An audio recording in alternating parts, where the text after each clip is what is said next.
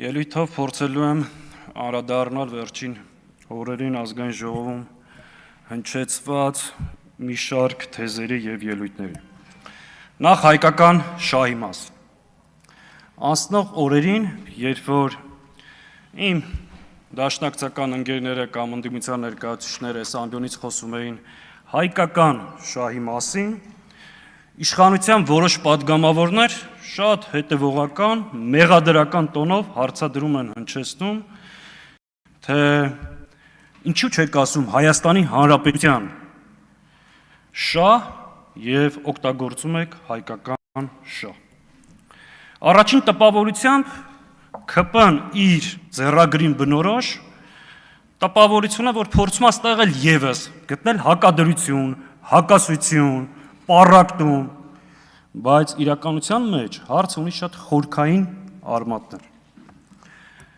Հարցը հետևյալն է. Հայաստանի Հանրապետությունը, եթե չպետք է առաջնորդվի հայկական շահով, ինչով պետք է առաջնորդվի։ Հայաստանի Հանրապետության եւ հայկական շահը դրանք փող լրացնող, միմյանց հետ կենսական նշանակությամբ փող կապակցված եւ նույնական շահերն են։ Եվ լավ իմացեք, երբ որ Հայաստանի Հանրապետությունից հանում եք հայկական շահը, դա այլևս հայկական պետություն չի։ Հետևաբար, այո, Հայաստանի Հանրապետությունը պետք է առաջնորդվի հայկական շահերով եւ համայն հայության շահերով։ Բայց խնդիրը հետևյալն է. որտեղից է գալի այս խոսույթը։ Այս ամեն ինչի խորքը որտեղ է։ Այս ամեն ինչի խորքը իրական Հայաստանը կամ այսպես կոչված 4-րդ հանրապետության մոդելն է։ Ինչ եք ասում դուք։ Դուք ասում եք, որ մենք պետք է ունենանք նոր սահմանադրություն եւ այդ սահմանադրության տերը պետք է լինի Հայաստանի Հանրապետության քաղաքացին։ Մտներիդ մեջ ունենալով դա հիմնադիրնել հավանաբար դուք եք։ Բայց ամբողջ խնդրը նա է, որ 4-րդ հանրապետության հիմնադիրը դուք չեք։ 4-րդ հանրապետության ճարտարապետը Թուրքիան է, կոնստրուկտորը Ադրբեջանը։ Դուք նույնիսկ դիզայներական գործերը ձեզ հանձնարարված չի։ Դրանով զբաղվում են եվրոպական որոշ պետություններ։ Դուք այդ պրոյեկտի մեջ PR մասնագետներն եք եւ sales մենեջերները։ Փաթեթավորեք այդ գաղափարը եւ վաճառեք մեր ժողովրդին։ Եվ հենց ստեղից է գալի ձեր վերաբերմունքը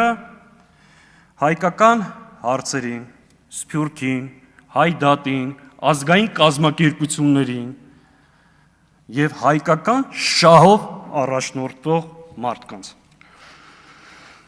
Սփյուռքի մասին ինչ եք դուք առաջարկում։ Դուք ասում եք, որ մենք տեր ենք բացառապես Հայաստանի Հանրապետության քաղաքացիություն ունեցող անձանց հետ։ Այս վերջին փոփոխություններով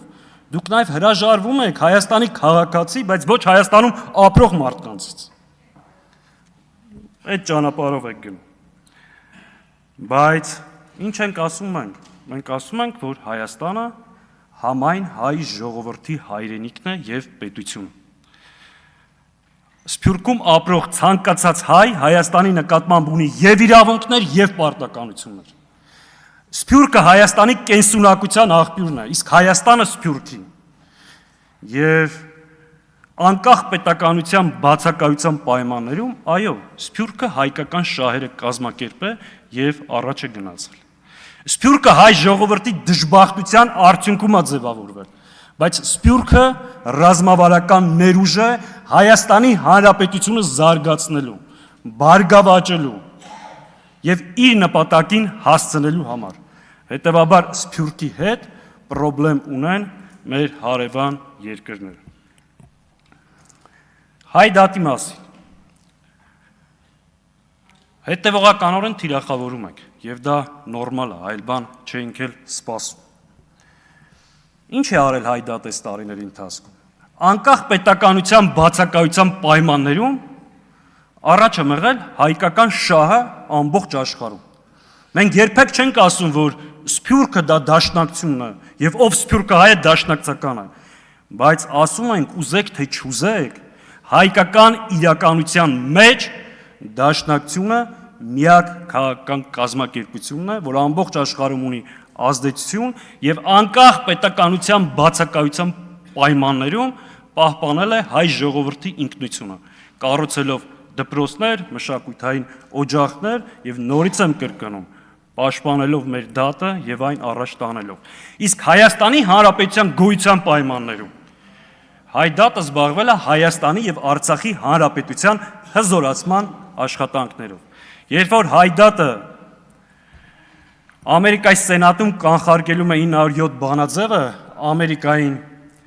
ռազմական օգնության հասցնելու, երբ որ Կանադայում արգելում է բայրակթարներին մատակարարվող արտադրության դետալներ, դա շատ ծանր է տանում Թուրքիան եւ Ադրբեջանը։ Դուք ինչ եք ծանր տանում հայ դատի գործունեության արդյունքը։ Պարզա թե ինչ։ Այդ եմ ասում։ Երբ մենք խոսում ենք հայկական շահերի պաշտպանությունից, դուք ասում եք, սա կույր ատելություն է, հակաթուրքականություն է։ Մենք կույր ատելություն չունենք Թուրքիայի նկատմամբ։ Մենք կուրացած չենք ատելությունից, բայց դուք կուրացած եք Թուրքիայի նկատմամբ վախից։ Եվ ձեր Թուրքիայի Ադրբեջանի պահանջները հետևողական իրականացնելու համար փորձում եք մեզ պիտակավորել։ Երբ որ մենք ասում ենք Թուրքիայի եւ Ադրբեջանի պահանջները պետք չի հետևողականորեն իրականացնել, դուք ասում եք ի՞նչ է, Թուրքիան ինչ ասում է պետք է հակառակը անենք, եթե ասում է ծխելը վտանգավոր է, ուրեմն պետք է ծխենք, չէ։ Մենք չենք ասում հակառակը արեք։ Մենք ասում ենք Թուրքիան ինչ որ ասում է, դա մի արեք։ Երբ որ ասում է մի հրաժարվեք անկախության հռչակագրից, ուրեմն մի հրաժարվեք։ Երբ որ ասում է Արցախը Ադրբեջանա եւ վերջ, դա պետք չի կրկնել։ Երբ որ ասում է մի ուրացեք ցեղասպանությունը, պետք չի գալ այդ ճանապարհով գնալ։ Երբ որ ասում են սփյուռքը սպառնալիք է, պետք չի այդ խոսույթը բերել ստեղ։ Հետևաբար հրաժարվեք հետևողականորեն կատարելու այդ պահանջները։ Արտաքին քաղաքականության մասին։ Երկար խոսվեց եվրոպական ինտեգրման եւ այլ։ Կարելի է երկար խոսել, բայց պատկերը հետեւյալն է։ Մի անգամ անդրադարձել եմ, ավելի պարզ ասեմ։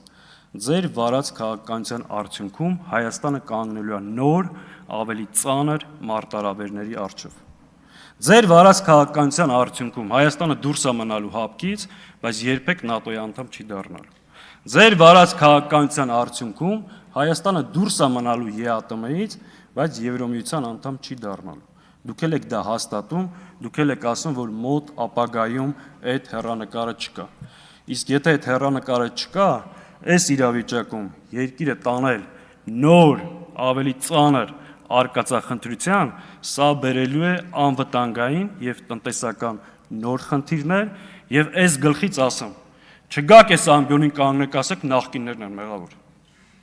Չգաք ասեք ռուսներն են մեղավոր, մեկը կելնի արցախահայերը, մեղավոր ենք, պատասխանատու չենք, պատասխանատու ենք, մեղավոր չենք։ Այս ամեն ինչի պատասխանատվությունը ձեր վրա է եւ դիտակցված երկիրը կանգնացնում եք նոր, ավելի ծանր մարտահրավերների առջև։ Եվ պարոն Եղոյանը ստեղ չի։ Ես ընդհանրապես ուզում եմ ասեմ, որ այս ընթացքում բացահայտել եմ, որ ինքը դալիճում գտնվող ամենաազնիվ եւ մոլորված հակադաշնակցականն է եւ խորհուրդ կտամ, որ տիկին Մարիա Կարապետյանի կամ եթե պարոն Ռուբինյանը ժամանակ ունենա իր մոտ որոշ շրջան դասընթացներ անցնի։ Շնորհակալ եմ։